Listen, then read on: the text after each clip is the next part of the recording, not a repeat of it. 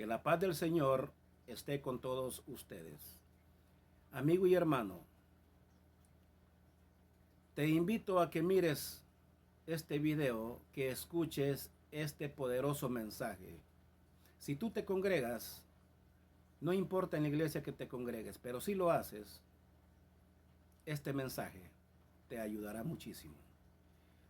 Si tú no te congregas en ninguna iglesia, te invito a que escuches este poderoso mensaje. Mira este video hasta el final. Recuerda, Dios te trajo a este mundo para que le alabes, para que le glorifiques. Entonces, pues, es algo maravilloso glorificar, alabar, exaltar el nombre de Dios. Este mensaje es para ti. Ponle atención y te aseguro que tu vida nunca jamás será la misma.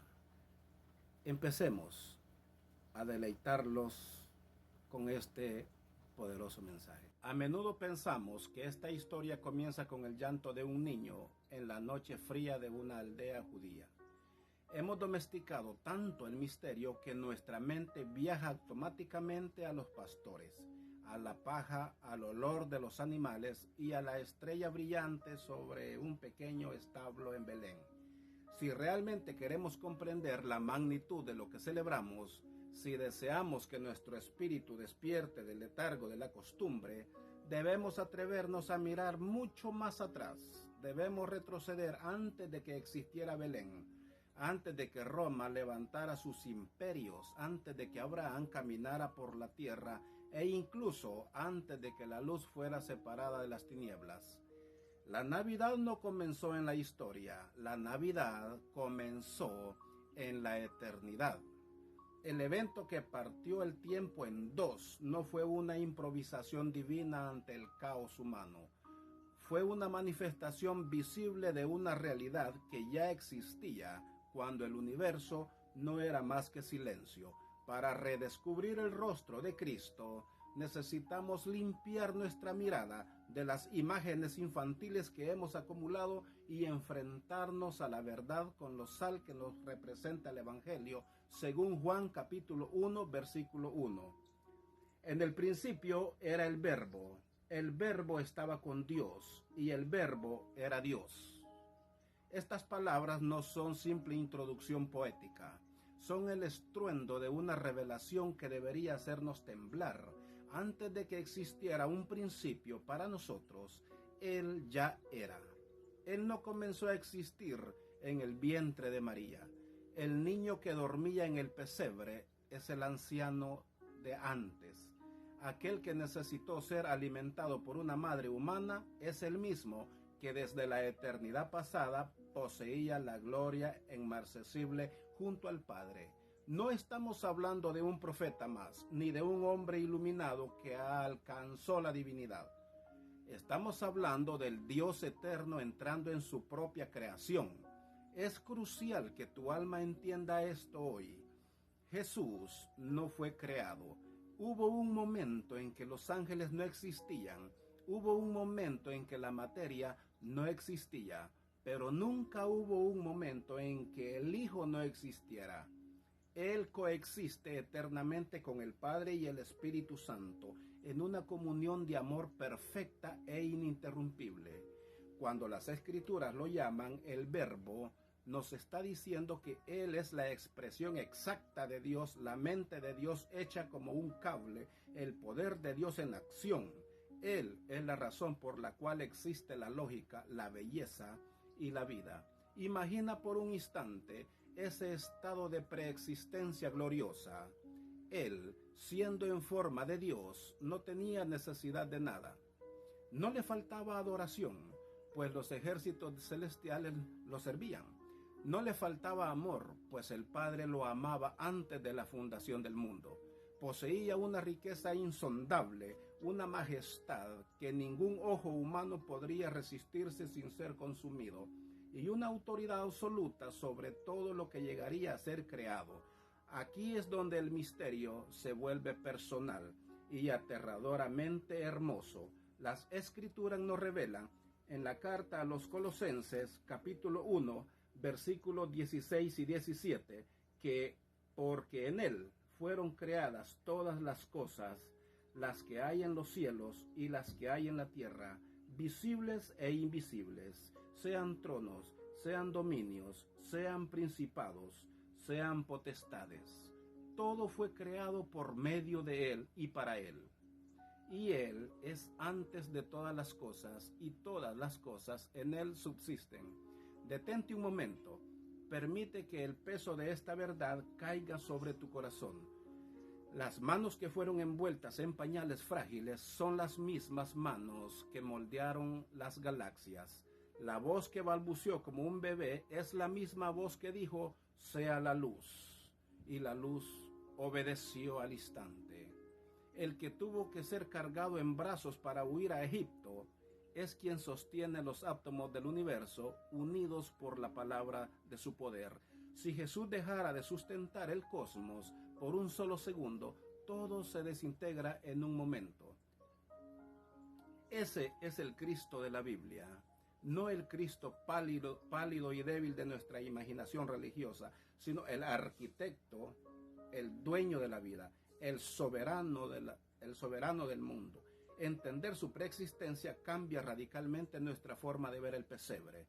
Ya no miramos la escena de un nacimiento con ternura sentimental, sino con un asombro reverente que nos deja sin aliento. ¿Cómo es posible que el infinito se haya comprimido en lo finito? ¿Cómo puede el creador de los océanos tener sed? ¿Cómo puede el dueño de todas las bestias del campo nacer en un lugar prestado por ellas?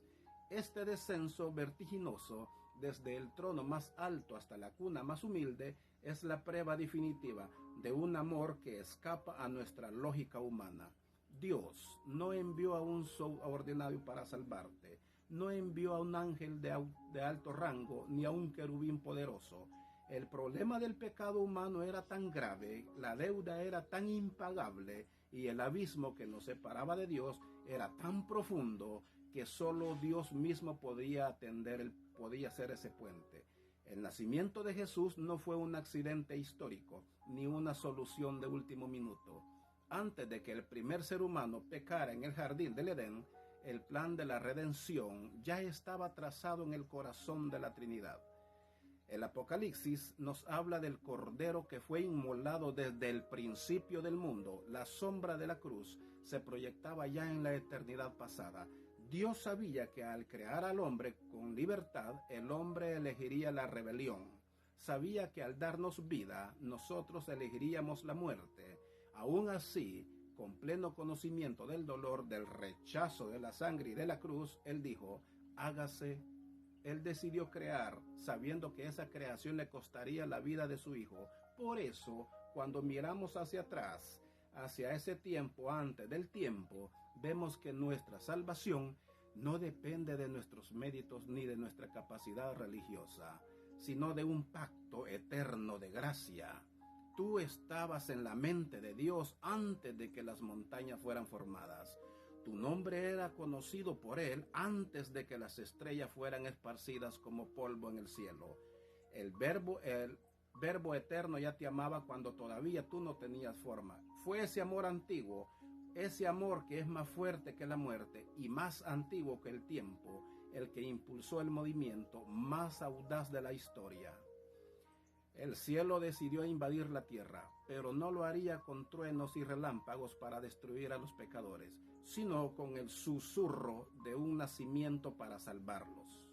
El escenario estaba listo en la mente de Dios, pero la ejecución de este plan requeriría una preparación meticulosa en el teatro de la historia humana. No podía suceder en cualquier momento ni de cualquier manera.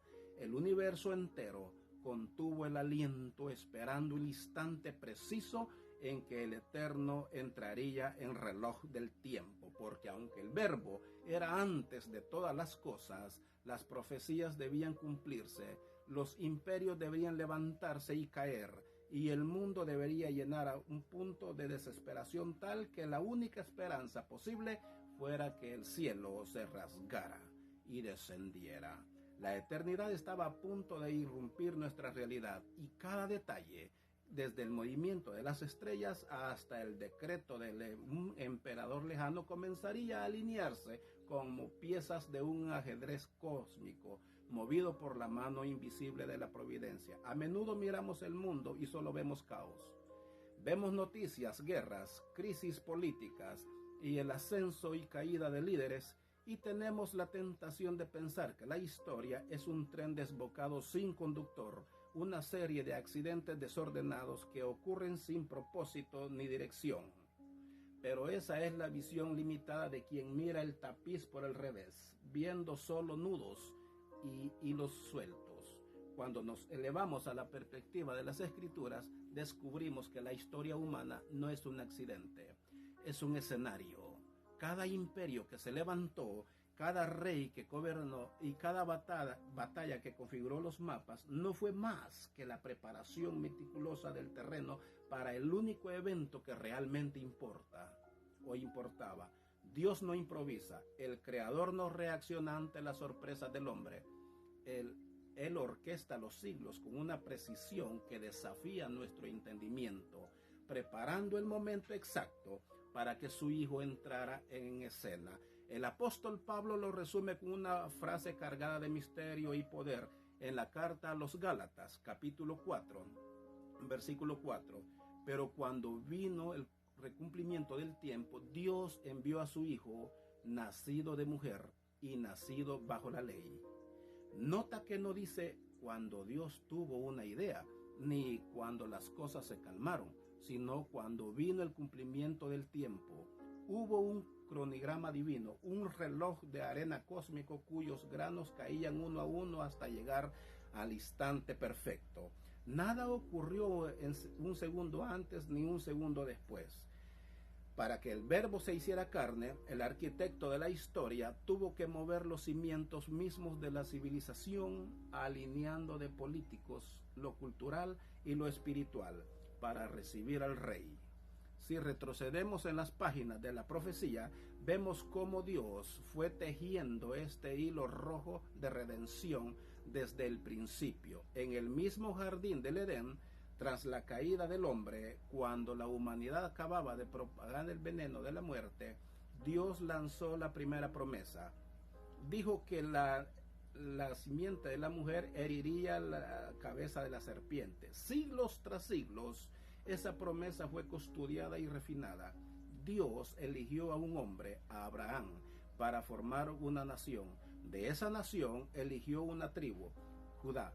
De esa tribu eligió una familia, la de David, y a través de los profetas dio coordenadas tan específicas que sería matemáticamente imposible que fuera una coincidencia. El profeta Miqueas, 700 años antes del suceso, señaló en el capítulo 5, versículo 2 de su libro, que el Mesías no nacería en Jerusalén, la gran capital, sino en Belén de Efrata, una aldea pequeña e insignificante, para que nadie pudiera jactarse de grandezas humanas. Pero la preparación divina no se limitó al pueblo de Israel. El Dios soberano también movió las piezas en el tablero de las naciones gentiles. Observa la mano invisible de la providencia preparando el mundo. Primero levantó a los griegos. A través de las conquistas de Alejandro Magno, Dios permitió que el idioma griego se convirtiera en la lengua universal de la época. Por primera vez en la historia, casi todo el mundo conocido hablaba el mismo idioma. ¿Por qué era esto necesario? Para que cuando llegara el Evangelio no hubiera barreras lingüísticas. La verdad de Cristo podría viajar de mente a mente y de ciudad en ciudad con una velocidad vertiginosa, escrita en una lengua que todos podían entender. Dios utilizó la cultura griega para preparar la comunicación de su mensaje. Luego, Dios levantó al Imperio Romano. Con su fuerza de hierro, Roma estableció lo que se conoció como la Pax Romana, un periodo de relativa estabilidad y paz forzada. Las fronteras se abrieron. Los piratas fueron borrados de los mares y lo más impresionante, los romanos construyeron una red de carreteras y caminos de piedra que conectaban los rincones más lejanos del imperio. Ellos pensaron que construían carretera para mover sus legiones y cobrar sus impuestos, pero en la economía de Dios estaban pavimentando las autopistas por donde viajarían los pies de los apóstoles llevando las buenas nuevas de salvación. Impresionante. Todos los caminos llegan a Roma, decían ellos, pero en el plan divino esos caminos fueron hechos para que el evangelio saliera de Jerusalén hacia los confines de la tierra. El escenario política y cultural y logísticamente listo ya estaba. Entonces, para demostrar su control absoluto a los corazones de los reyes, Dios usó al hombre más poderoso de la tierra como si fuera un simple peón. César Augusto, el emperador de Roma, emitió un edicto ordenando un censo mundial. Desde su palacio lleno de lujo y soberbia, Augusto solo pensaba en su gloria, en contar a sus súbditos y en llenar sus tesoros con impuestos. No tenía idea de que su decreto firmado con la arrogancia era el instrumento que Dios estaba usando para cumplir una profecía antigua. José y María vivían en Nazaret, en el norte. Las profecías decían que el Mesías debería nacer en Belén, en el sur. ¿Cómo mover a una mujer en la etapa final de su embarazo a través de un viaje difícil y peligroso? Dios movió el corazón del emperador para mover los pies de María. El hombre más poderoso del mundo dio una orden solo para que el Hijo de Dios naciera en el lugar correcto. ¿Te das cuenta? En la hora correcta. Fíjate bien, esto debe confrontarte hoy. Si Dios fue capaz de mover imperios, levantar y derribar civilizaciones, controlar el lenguaje y la política global durante miles de años, solo para preparar la cuna de su hijo, ¿qué te hace pensar que Él ha perdido el control de tu vida? A menudo sentimos que nuestra existencia es un caos, que estamos a merced de la economía, de las decisiones de otro o de la mala suerte. Pero la Navidad nos grita que la providencia divina es meticulosa. No hay cabos sueltos en el plan de Dios. Él es el Señor de la historia macroscópica y de tu historia microscópica. Las circunstancias que hoy te parecen adversas es el decreto inesperado, ese viaje forzado, esa puerta cerrada, pueden ser simplemente la manera en que Dios te está moviendo hacia tu propio Belén, hacia el lugar del propósito y del encuentro. Dios nunca llega tarde. Su reloj no se adelanta ni se atrasa.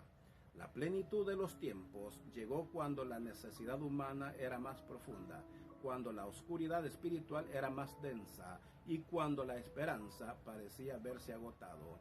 Fue entonces, en el silencio de una noche que parecía común, que el mecanismo de los siglos hizo clic.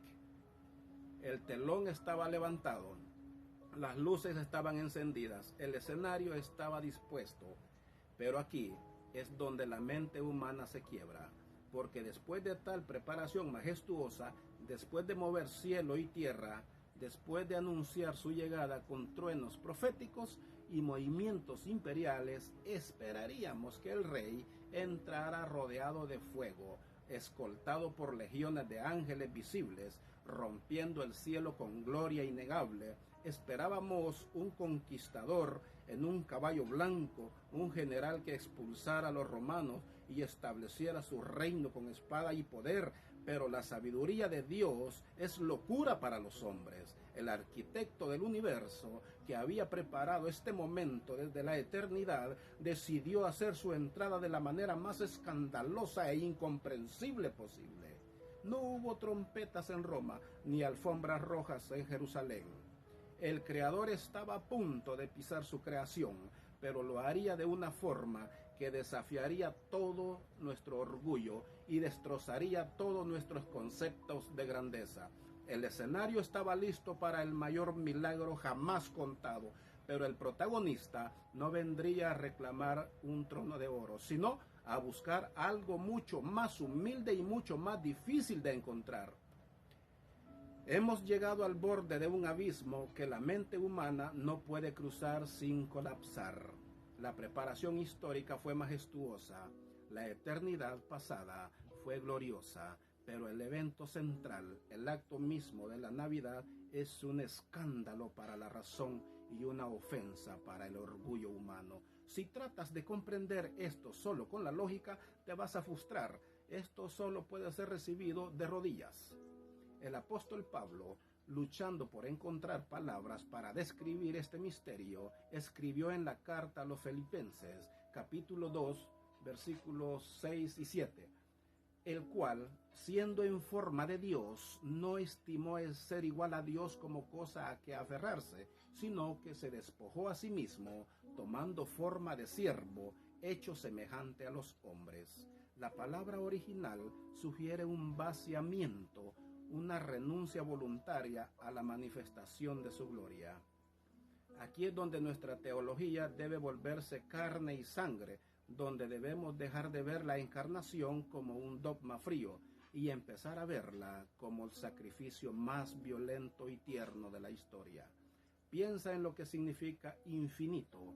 Dios no tiene bordes, no tiene límites, no cabe en el universo, porque el universo es apenas un pensamiento suyo. Salomón, el día en que dedicó el templo más magnífico jamás construido, oró diciendo: He aquí que los cielos de los cielos no te pueden contener. Y sin embargo, el escándalo de la encarnación nos dice que ese Dios, que se desborda por los confines de las galaxias, decidió encerrarse en una cápsula microscópica. El incontenible se dejó contener en el vientre oscuro y estrecho de una virgen judía. El omnipresente, que llena todo en todo, aceptó limitarse a un cuerpo que ocupaba un espacio físico, sujeto a la gravedad, al tiempo y a la maternidad. El que sostiene todas las cosas con su poder, ahora dependía del cordón umbilical de una adolescente para nutrirse.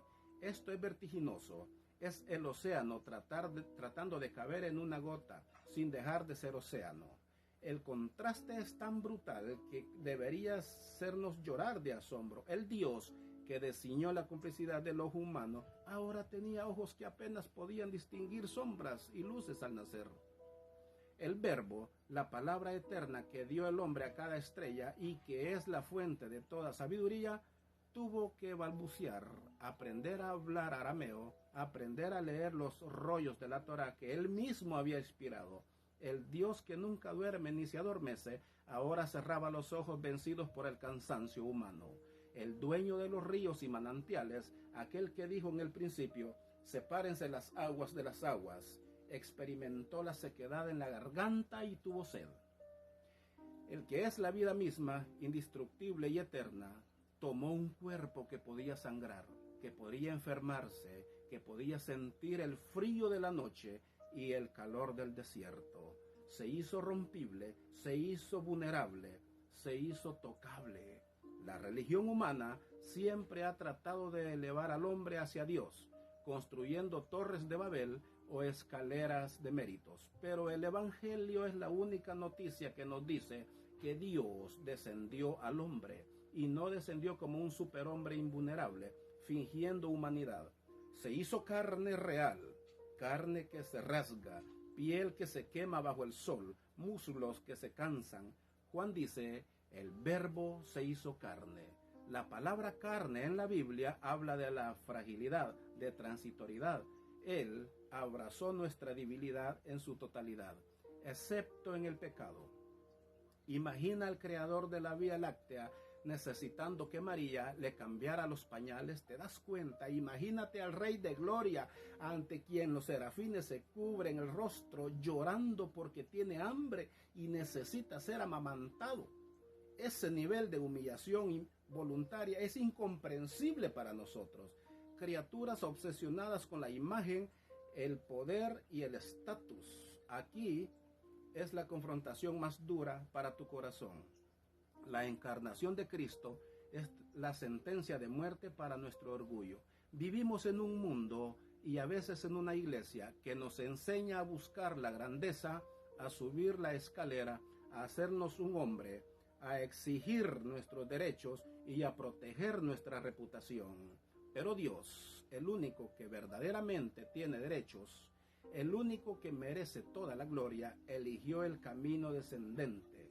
Si Él todo se hizo nada por amor, ¿quién eres tú para exigir ser algo? Si el Señor del cielo no se aferró a su trono, ¿por qué te aferras tú a tu pequeño cargo, a tu razón, a tu dinero o a tu vanidad? ¿O porque eres pastor de una iglesia? No. Lo muestra Dios que nuestra arrogancia es ridícula. Nos pasamos la vida tratando de ser dioses, mientras Dios se pasó la vida haciéndose hombre para salvarnos de nosotros mismos. La encarnación no fue un disfraz temporal, fue una identificación eterna.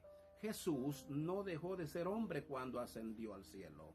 Él sigue siendo, hoy y por los siglos, el Dios hombre. Hay un ser humano sentado en el trono del universo. Él lleva cicatrices en sus manos. Él sabe lo que es el dolor físico, la traición emocional y la tentación, porque caminó en nuestros zapatos. Por eso la carta a los Hebreos capítulo 4 versículo 15 nos consuela diciendo: porque no tenemos un sumo sacerdote que no pueda compadecerse de nuestra debilidad, sino uno que fue tentado en todo según nuestra semejanza, pero sin pecado. Él entiende tu fatiga porque la vivió y la sintió. Él entiende tu soledad porque la vivió. Él no te mira desde una torre de marfil lejana e indiferente. Él te mira desde la experiencia de haber habitado en el polvo de la tierra. Este escándalo destruye la idea de un Dios lejano y enojado que espera a que falles para fulminarte.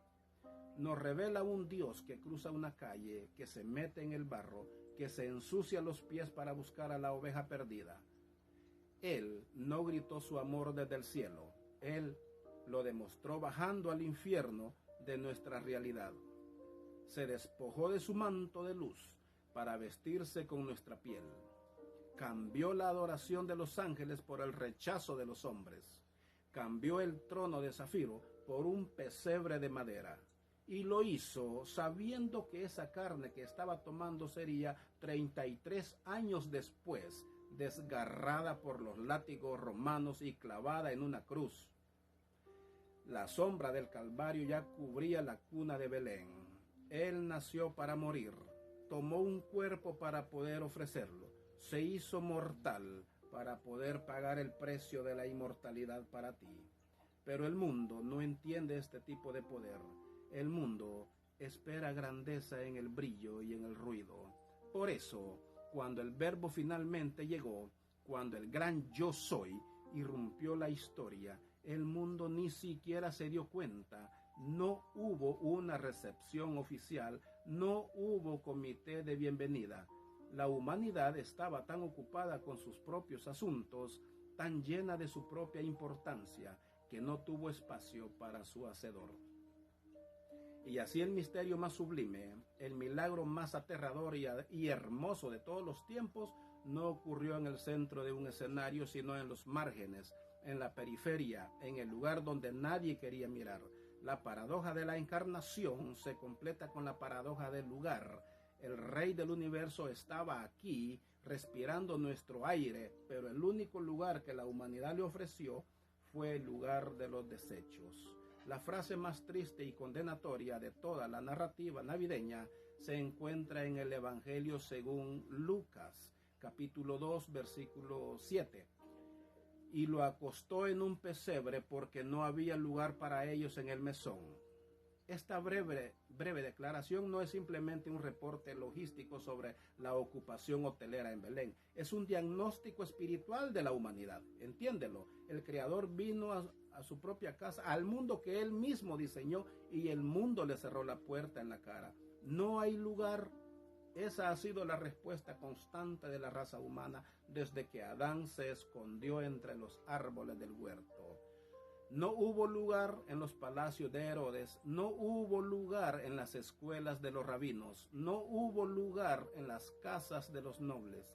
Y trágicamente, esa noche en Belén, ni siquiera hubo lugar en una posada común. El mundo estaba demasiado lleno de sí mismo, demasiado ocupado con el censo, con el dinero, con el ruido y con la política, como para hacer un pequeño espacio al dueño de la vida. Imagina la escena, despojada de las luces parpadeantes y los adornos dorados con los que hoy la disfrazamos. José, angustiado, buscando refugio para su esposa, María cargando el peso de la promesa, sintiendo las contracciones del cumplimiento, y puerta tras puerta cerrándose ante ellos. El Hijo de Dios fue empujado hacia los márgenes desde su primer respiro. La sociedad le dijo: aquí no cabes, vete afuera, vete con las bestias. Así, el Rey de Gloria nació en la clandestinidad de una cueva, un establo rudimentario, rodeado no de cortesanos ni de médicos, sino del aliento de los animales y el olor a estiércol. El contraste es hiriente. El que se sienta sobre el círculo de la tierra y cuyos pies descansan sobre el estrado del universo, no tuvo una cuna limpia donde reclinar su cabeza. La ironía divina alcanza su punto máximo cuando consideramos el lugar geográfico. Belén en hebreo, Betlehem, significa literalmente casa de pan. Y allí, en la casa de pan, nació aquel que más tarde declararía en el Evangelio, según Juan, capítulo 6, versículo 35, yo soy el pan de vida, el que a mí viene nunca tendrá hambre. Bendito Dios. Observa dónde fue puesto este pan. Lucas nos dice que María lo acostó en un pesebre. Un pesebre es un comedero de animales, un cajón de piedra o madera, donde se sirve forraje para las bestias. El simbolismo es tan potente que nos deja sin habla. El pan de vida fue puesto en un lugar de comida, indicando desde su nacimiento que él venía a ser partido y consumido para saciar el hambre espiritual de un mundo que moría de inanición. Él no vino a ser servido, sino a servir. Nuestra única fuente de supervivencia en un desierto espiritual.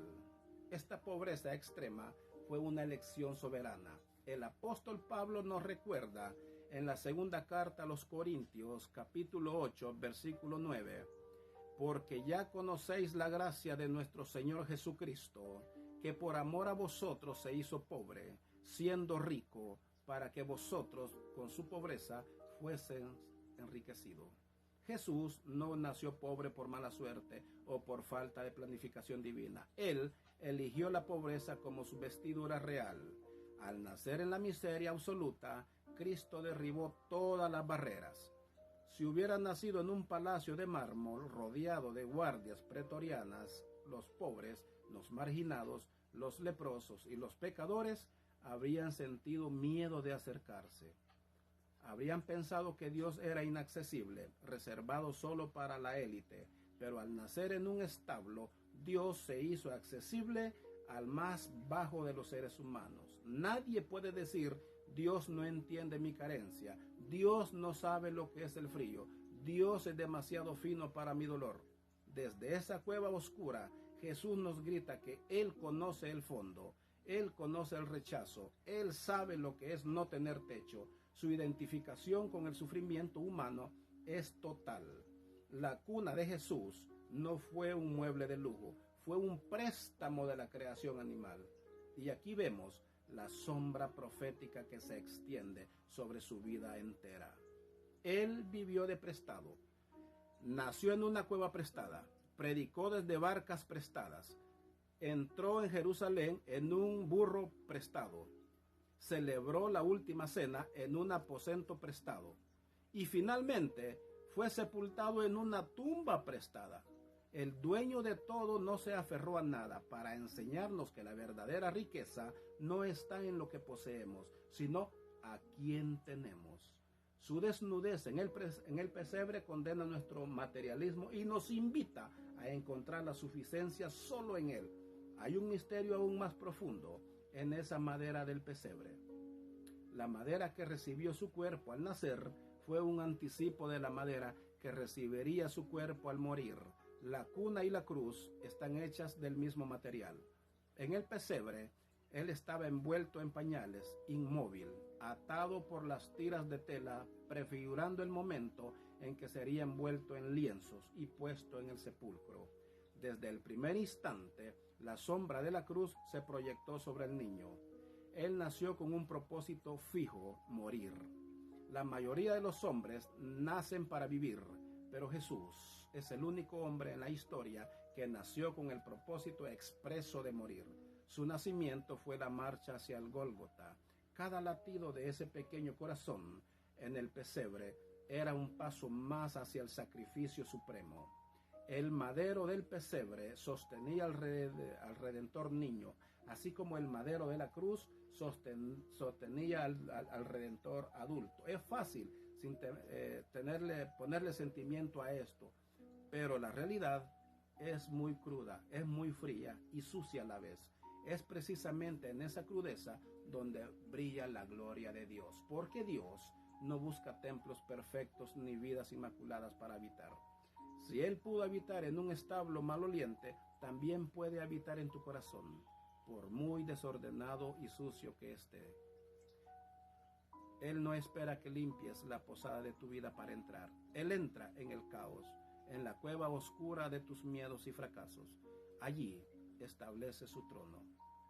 La lección de Belén es que la gloria de Dios se manifiesta en la debilidad humana. El lugar que el mundo desprecia es el lugar que Dios escoge. Y es por eso que Jesús puede entrar a tu corazón, por muy sucio que esté. Jesús no te pide que abras tu corazón, que limpies tu corazón para recibirlo a Él. Jesús pide tu corazón sucio para entrar y Él va a limpiar ese corazón. En muchos mensajes yo he dicho que el Espíritu Santo es quien limpia su templo, porque el Espíritu Santo quiere vivir en un templo sucio, no quiere vivir en un templo sucio, quiere vivir en un templo limpio, pero Él se encarga de limpiarlo. Abre tu corazón, porque si eres templo del Espíritu Santo, abre tu corazón. No digas, no estoy preparado. Nunca digas, estoy viviendo en pecado. No digas, voy a buscar a Dios cuando ya haya dejado, algún problema que hayas tenido, o estás viviendo tal vez vicios o qué sé yo. Un mal vivir. Y nunca digas, hasta que me sienta bien voy a buscar a Dios. No, búscalo hoy. Dile al Espíritu Santo que tome control de tu vida hoy. Y el Espíritu Santo se encargará de vaciar tu corazón de todo mal que hay dentro de ti. Si tú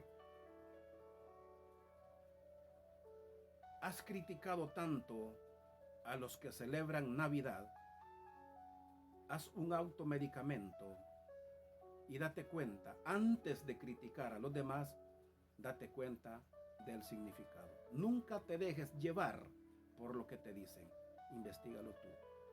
Así es de que, una vez más te digo, no busques a Dios creyendo que no estás listo. Por eso mismo búscalo hoy. Vengan tal y como estén, porque yo voy a enderezar tus caminos, dice Dios. Búscalo tal y como estés ahorita. No importa tu pasado. No importa lo que estés viviendo. Lo que importa es el arrepentimiento. Lo que importa es que Jesús viva en tu corazón.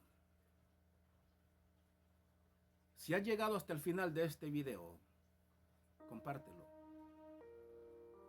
Tú que me sigues, gracias por seguirme.